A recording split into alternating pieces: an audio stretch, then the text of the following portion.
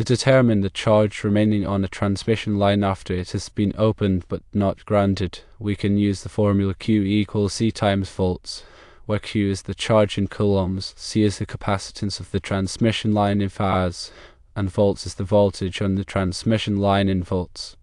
The capacitance of a transmission line can be calculated using the formula C equals 2 times pi times epsilon 0 times epsilon r divided by the natural logarithm of r divided by a, where epsilon 0 is the permittivity of free space, which is 8.85 times 10 to the power of negative 12 farads per meter.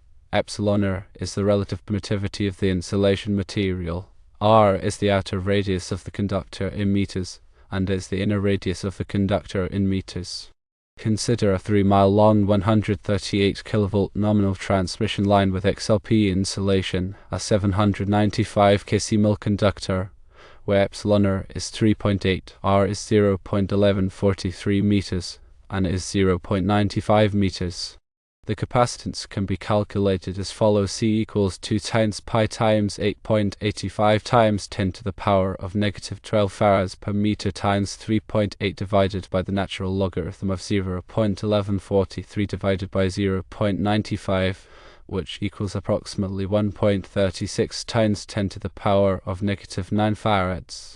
The voltage on the transmission line after the circuit has been opened will decay exponentially with time.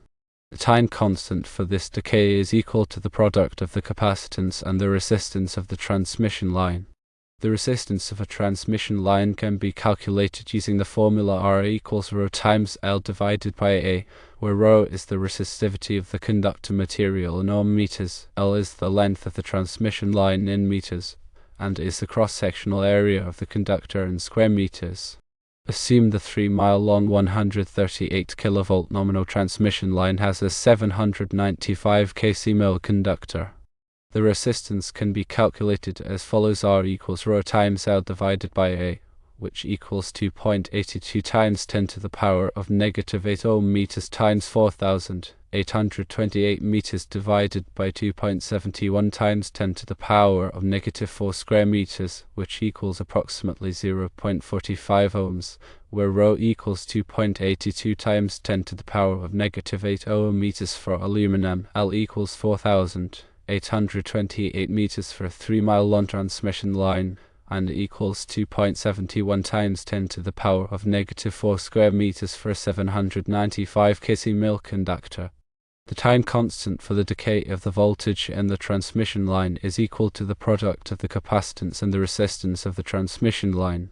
So tau equals R times C, which equals 1.36 times 10 to the power of negative 9 farads times 0.45 ohms, which equals approximately 6.12 times 10 to the power of negative 8 seconds.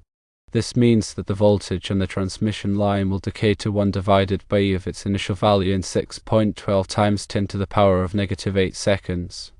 After 10 time constants, the voltage on the transmission line will have decayed to less than 2% of its initial value. Firstly, calculate the capacitance of the transmission line using the formula provided, which incorporates the permittivity of free space, relative permittivity of the insulation material, and the inner and outer radii of the conductor. Secondly, determine the resistance of the transmission line by using the resistivity of the conductor material, the length of the transmission line, and the cross-sectional area of the conductor. Thirdly, calculate the time constant for the voltage decay by multiplying the capacitance and the resistance of the transmission line. This time constant indicates how quickly the voltage will decay on the transmission line. Fourthly, understand that the voltage decays exponentially with time, and after approximately 10 time constants, the voltage will be reduced to a small percentage of its initial value. In summary, the voltage on a 3-mile long 138 kV nominal transmission line will likely decay to less than 2 kV after several minutes due to the time constant of the decay. The initial charge on the line is Q equals C times volts, with volts being 138 kV or 138,000 volts. Using the calculated capacitance of 1.36 times 10 to the power of negative 9 farads, the initial charge Q equals 1.36 times 10 to the power of negative 9 farads times 138,000 volts, which equals approximately 0.18768 coulombs or 187.68 microcoulombs. The time it takes to decay depends on the resistance. The voltage across a capacitor discharges exponentially according to the equation volts equals V0 times e to the power of negative t divided by tau, where V0 is the initial voltage, t is the time elapsed, and tau is the time constant. To find out how long it takes for the voltage to decay to less than 2 kV, we can set volts to 2000 volts and solve for t. 2000 volts equals 138,000 volts times e to the power of negative t divided by 6.12 times 10 to the power of negative 8 seconds. Dividing both sides by 138,000 volts gives 2000 volts divided by 138,000 volts, which approximately equals 0.145. 0.145 equals e to the power of negative t divided by 6.12 times 10 to the power of negative 8 seconds.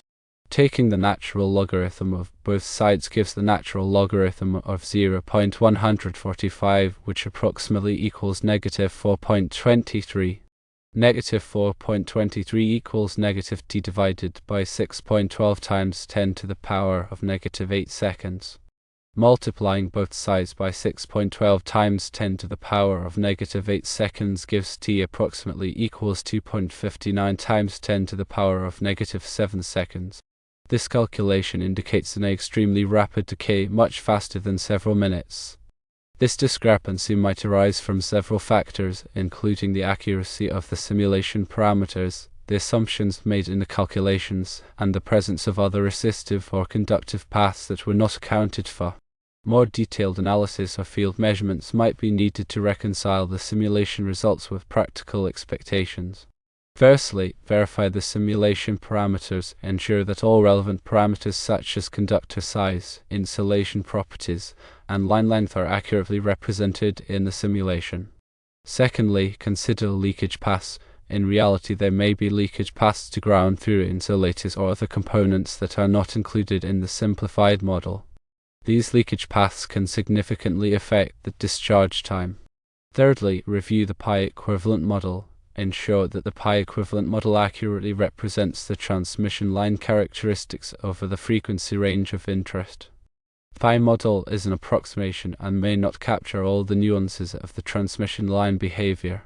Fourthly, perform sensitivity analysis. Conduct a sensitivity analysis to determine how changes in parameters like resistance and capacitance affect the simulation results.